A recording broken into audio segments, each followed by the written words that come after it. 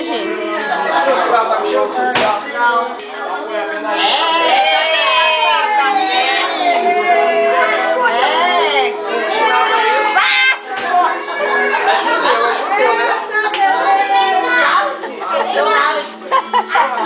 É só cigarro. E ela fica só bate, pô.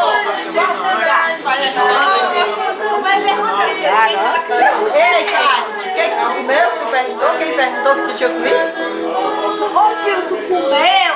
Eu falei, o quê? O que tirar a churrasqueira na mesa, o que tinha nos pratos? O quê? Falou assim, ó, pior, quando eu e você, eu falei, é? Eu, ó, nem tá vendo nada. Já se namorado aí mesmo, né, Raquel?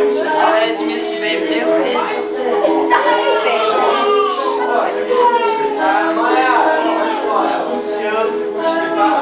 Ah, então, sua madrinha tomou seu colo. Ó, só não pode ser igual aquela mulher da novela, hein? Que o cara fala que é irmão, não é irmão nada. O cara tá pegando.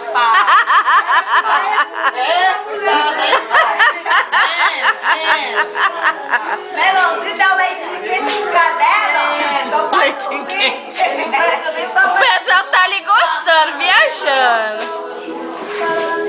Melãozinho, tomou leite hoje, foi leite quente, foi fervendo. Apagou. Haja canela. Passou canela, hein? Hoje o bicho apagou mesmo. Fiado, mas nada, viu? Ó. Ela deu leite quente com canela. Ela deu que fervendo. Agora ia beber muito. Passa o bebê. As crianças lá dentro. Não é meio dos adultos. Vem um bebê, silêncio. Dá processo, tem processo, tá? Conceito telado menor nesse mês. Menininha preta, viu? Inclusive, Olha que ela saiu, tem tá que mais ver quando ela branquinha, saiu, eu acho que foi o que assim, quando ela saiu, foi o quê? Coitado do pai. Foi meia hora. O pai assustou. A Sofia ficou de enfeitada a cabeça Eu não vou nem dele. falar. Fala, escuta, eu não vou nem falar. Foi meia hora depois que ela saiu. Olha que mais. Olha que mais. Essa aqui é a filha.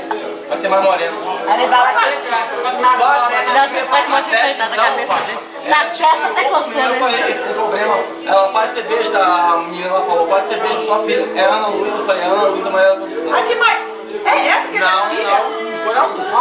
É essa mesmo, não. Calçada de pressa, vai dizer, é minha filha.